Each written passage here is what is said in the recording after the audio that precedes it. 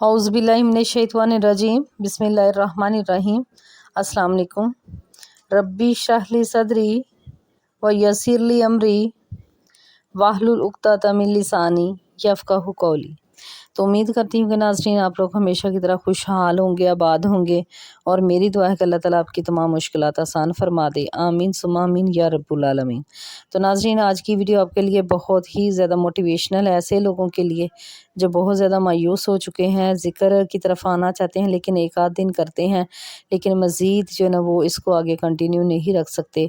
चाहते हैं कि हमारे गुनाह माफ़ हो जाएं, लेकिन फिर भी ये है कि ज़िक्र की तरफ नहीं आ रहे। उन्हें लगता है कि बस हमारी ज़िंदगी ख़त्म हो चुकी है, हम नहीं सही हो सकते, हमारी बस यही सज़ा है।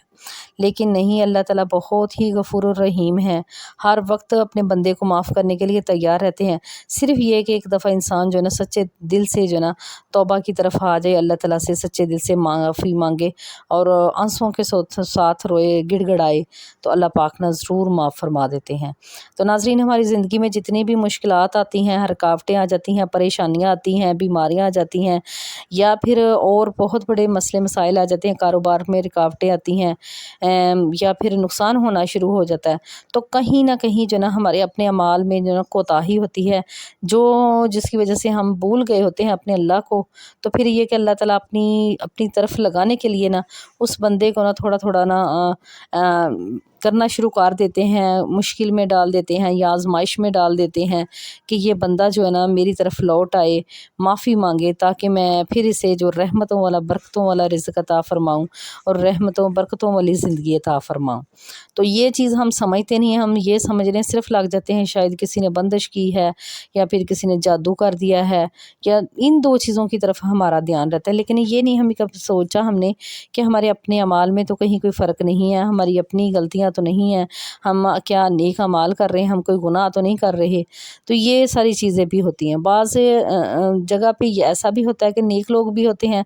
तो वो भी बहुत ज़्यादा मुश्किलात का शिकार हो जाते हैं। तो उनके लिए ऐसा है कि वो अल्लाह ताला की तरफ से आज़माइश होती है कि अल्लाह ताला उनके मज़ीद जो दर्जात है वो बुलंद करना चाहता है, उनको ऊँचे ओहदे देना चाहता है, उनका मकाम मर्तबे जो है बुलंद करना चाहता है, तो उन्हें आज़माइश में डालता है। वो अगर बीमारी हो, रिज़्क़ के हवाले से, औलाद के हवाले से, किसी भी तरह से है, अल्लाह ताला उन्हें आज़माते हैं, तो वो अपनी आज़माइश पर पूरे उतरते हैं, तो और इस्तिग़फ़ार करते रहते हैं। तो इस्तिग़फ़ार करने वाले के लिए तो अल्लाह ताला ना हर ज़िंदगी का जो बंद रास्ता है वो खोल देता है, उन देरों से निकाल के उजालों की तरफ ले जाते हैं। और सबसे बड़ी बात ये कि अल्लाह ताला की खुशनुदी हासिल हो जाती है, अल्लाह ताला से जो हमारा कनेक्शन है वो मज़बूत हो जाता है, अल्लाह ताला से जो हमारा राब्ता है वो मज़बूत हो जाता है। तो जब अल्लाह ताला से हमारा राब्ता और कनेक्शन मज़बूत होगा तो फिर इंशाल्लाह हमारी दुआएँ भी कबूल होंगी, हमारा जो ना हर रास्ता आसानी का होगा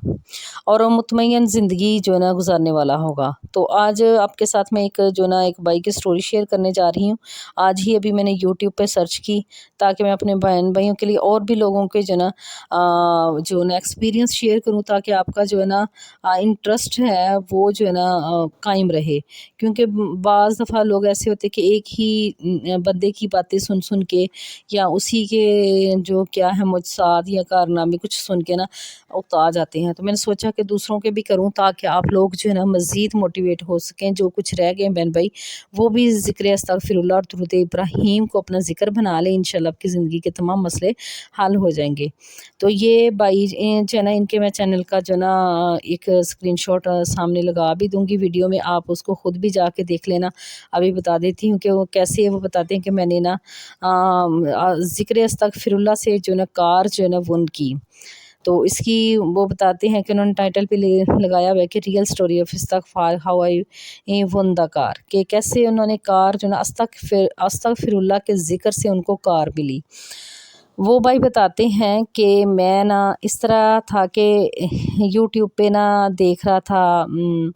कुछ वीडियोस रैंडम वीडियोस देख रहा था, तो कह रहे इस्तगफार की एक वीडियो मेरे सामने आई जो कि एक मौलाना की थी या कोई स्कॉलर था। तो उनकी वीडियो मैं देख रहा था, वो बता रहे थे कि मैं कराची में जा रहा था, तो वहाँ एक ना शख्स मेरे करीब आया और मुझे कहता कि मौलाना साहब मेरी एक ना बात सुन लीजिए, इधर मेरे साथ आइए। तो वो ये जो मौलाना होते हैं या स्कॉलर होते हैं, इनको थोड़ा सिक्योरिटी के हवाले से ये डरते भी होते हैं کہ کوئی ایسا مسئلہ نہ ہو، تو کہتے اخلاق نے میں نے نا ان کی بات سن لی کہ جی بتائیے۔ وہ کہتے سائڈ پہ مجھے لے گیا تو ادھر ایک کار کھڑی تھی، وہ بتاتا ہے کہ یہ جو کار ہے نا استغفر اللہ کی کار ہے۔ تو وہ کہتے ہیں کہ میں حیران ہوا کہ کیسے یہ استغفر اللہ کی کار ہے۔ تو بتاتا ہے کہ میں نا اس طرح نا بہت زیادہ پریشان تھا، تو کہتا ہے میں نے ایک کاروبار میں پیسے لگائے تھے جو کہ وہ کوئی بندہ لے کے بھاگ گیا، تو میں نے اپنی جو جمع پونجی تھی وہ اس میں لگائی ہوئی تھی، تو میں خالی ہاتھ رہ گیا۔ تو کہتے اسی طرح میں نے نا آپ کی ایک ویڈیو دیکھی تھی استغفار کی، جس میں آپ نے استغفار کے معجزات اور اس کی فضیلت اور فائدے بیان کیے تھے، تو میں نے کہتا وہاں سے آپ کی ویڈیو سن کر نا استغفار کرنا شروع کر دیا۔ اور کہتے میں نے اتنا زیادہ استغفار کثرت سے کیا کہ ایک دن میں مسجد میں بیٹھا ہوا نا استغفار کر رہا تھا کہ ایک جو نا بندہ مسجد میں داخل ہوا، اس نے جو نا ایک پیکٹ میں کچھ پیسے بھی اور ایک گاڑی کی چابی مجھے دے کر کہتا ہے کہ یہ آپ کے لیے ہے۔ تو میں نے پوچھا کہ یہ کیسی گاڑی، کیسی یعنی کہ پیسے؟ تو وہ کہتے بس آپ رکھ لیں یہ، تو انشاءاللہ یہ گاڑی بھی رکھ لیں، جب آپ کے پاس پیسے ہوں گے نا تو آپ مجھے دے دینا۔ تو وہ کہتے میں تو سمجھ گیا کہ میں استغفار کا ذکر کر رہا تھا، یہ اللہ تعالیٰ نے میری مدد کی ہے۔ کہتے اس کے بعد یہ دن گیا، وہ دن گیا، آج میرے پاس گاڑی بھی ہے، کاروبار بھی ہے، سب کچھ ہے، لیکن وہ انسان دوبارہ میرے پاس نہیں آیا۔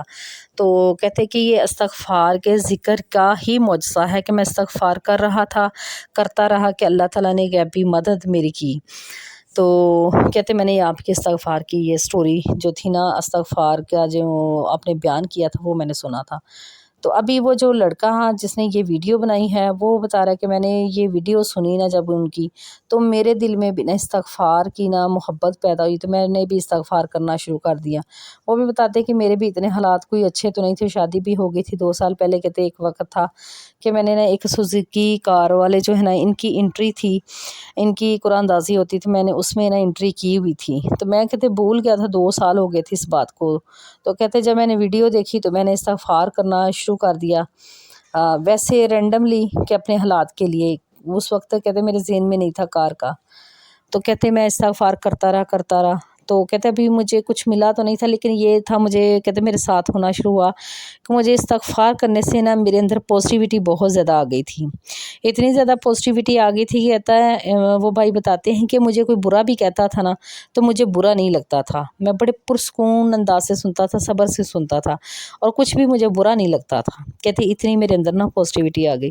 تو جب یہ پازیٹیوٹی آئی تو کچھ دنوں بعد کہتے ہیں مجھے نا کال آ گئی، جہاں میں نے وہ انٹری کی ہوئی تھی کار کی قرآن اندازی کے لیے، تو انہوں نے بتایا کہ آپ کو شارٹ لسٹ نہ کر لیا گیا ہے۔ تو کہتے تو وہ بھائی بتاتے ہیں کہ میں بہت زیادہ خوش ہوا، اور اللہ تعالیٰ کا میں نے شکر ادا کیا۔ اور پھر کہتے ہیں کہ وہ یہ کال کر کے تو بھول گئے، پھر کہتے ہیں لیکن میں استغفار کرتا رہا، کیونکہ وہ بتا رہے تھے کہ مجھے روحانی طور پہ بہت زیادہ فائدہ مل رہا تھا استغفار کرنے کا نا، استغفر اللہ کے ذکر کا مجھے روحانی طور پر بہت زیادہ فائدہ مل رہا تھا۔ اسی طرح کہتے ہیں میں استغفار کرتا رہا، اس طرح میرے حالات بھی بدلتے گئے، اور جو تھے وہ جو کار کی قرآن اندازی تھی اس میں جو وہ کار بھی تھی وہ ون کر گیا۔ تو کہتا میں تو یہ سمجھتا ہوں کہ یہ استغفار کا ہی معجزہ ہے، ذکر استغفر اللہ کا جو فائدہ ہے، کیونکہ میں تو اتنے سال پہلے جو ہے نا یہ انٹری کر کے بھول گیا تھا، نہ مجھے ان کی کوئی کال آئی، نہ میں نے پوچھا نہ انہوں نے پوچھا، اور جیسے میں نے استغفار کرنا شروع کیا میرے اندر پازیٹیوٹی آنا شروع ہو گئی، مجھے میری روحانی تربیت بھی ہو گئی، میرے اندر سے دل سے جو ہے نا ایک نرمی پیدا ہو گئی دوسروں کے لیے، تو اللہ پاک نے مجھ پر کرم فرما دیا۔ تو یہ ناظرین ہے، اس بھائی نے بتایا کہ استغفر اللہ کا ذکر کرنے سے، ایک وہ اتنی ایج بھی نہیں ہے اس بھائی کی، چھوٹا سا ہی ہے، تو اب دیکھیں کہ اگر وہ جو ہے نا ذکر استغفر اللہ کر کے اپنے جو ہے نا حالات کو ٹھیک کر سکتا ہے، اپنے آپ کو ٹھیک کر سکتا ہے، گناہ معاف کروا سکتا ہے، تو پھر آپ اور ہم کیوں نہیں، آپ سب بھی کر سکتے ہیں، لیکن صرف کامل یقین سے کریں کہ آپ کے انشاءاللہ حالات چینج ہوں گے۔ اپنے رب کو راضی کرنے کے لیے استغفر اللہ کا ذکر کریں کہ آپ نے پوری زندگی میں جتنے گناہ کیے اللہ پاک آپ کو معاف فرما دے، اور آپ کی آخرت سنور جائے۔ آخرت جب سنورے گی تو انشاءاللہ ادھر بھی آپ کے جو معاملات ہیں وہ صحیح ہونا شروع ہو جائیں گے۔ تو ناظرین آپ نے استغفر اللہ کا ذکر کرنا ہے، استغفر اللہ استغفر اللہ استغفر اللہ، یہ بھی ذکر کر سکتے ہیں، چلتے پھرتے اٹھتے بیٹھتے ہر وقت کر سکتے ہیں، جو مرضی جس مرضی ٹائم کر لیں، لیکن اس کے لیے جو بہترین وقت ہے وہ تہجد کا وقت ہے، رات کا آخری پہر ہے، کیونکہ اس وقت جو ہے نا اللہ تعالیٰ نے زمین کے قریب ترین آسمان پر نازل ہوتے ہیں اور اپنے بندوں سے فرماتے ہیں کہ ہے کوئی بندہ جو مجھ سے سوال کرے تو میں اسے عطا کروں، ہے کوئی بندہ جو مجھ سے مغفرت مانگے تو مجھ سے معاف فرما دوں۔ تو یہ نبی پاک صلی اللہ علیہ وآلہ وسلم کا ارشاد مبارک ہے، تو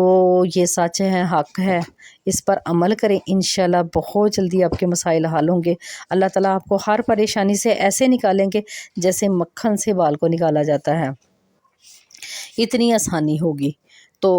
جو اس کی استغفر اللہ کی تعداد ہے وہ میں آپ کو بتا دوں کہ وہ آپ اپنی مرضی سے، اپنی مصروفیت کے حوالے سے، اگر آپ فری ہیں تو بہت زیادہ بھی کر سکتے ہیں، اگر آپ مصروف ہیں تو وہ آپ کم بھی کر سکتے ہیں، لیکن اتنی تعداد اپنے لیے فکس کیجئے جتنی آپ ڈیلی کر سکتے ہیں۔ یہ نہیں کہ آپ زیادہ ایک دن کر لیں پھر 2 3 4 دن جو ہے نا ہفتہ آپ کریں نا، ایسا نہیں کرنا۔ جتنا آپ آسانی سے کر سکے، جس میں آپ کی توجہ مرکوز رہے، آپ کی جو دھیان ہے وہ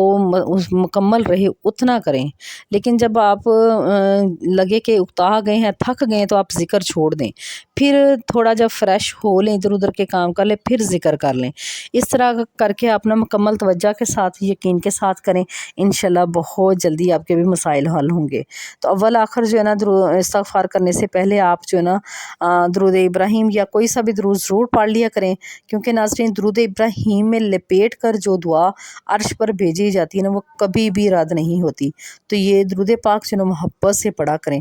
اور جب آپ اپنا ذکر مکمل کریں تو ذکر کے بعد دعا ضرور مانگا کریں، سنتے نبی صلی اللہ علیہ وآلہ وسلم کے مطابق کہ سب سے دعا مانگنے سے پہلے آپ جو ہے نا پہلے اللہ تعالیٰ کی حمد و ثنا کریں، پھر درود پاک پڑھیں، پھر اس کے بعد دعا مانگیں۔ تو اللہ تعالیٰ کی حمد و ثنا میں سب سے بہترین جو صورت ہے وہ صورت فاتحہ ہے، اور درود ابراہیم پڑھ لیں، اس کے بعد آپ دعا مانگیں انشاءاللہ۔ اور اللہ تعالیٰ سے دعا ایسے مانگے جیسے آپ اللہ سے باتیں کر رہے ہیں، ذکر بھی آپ ایسے کریں جب اس دن آپ اللہ سے باتیں کریں، دیکھیے گا کیسے آپ کا ذکر قبول ہوتا ہے۔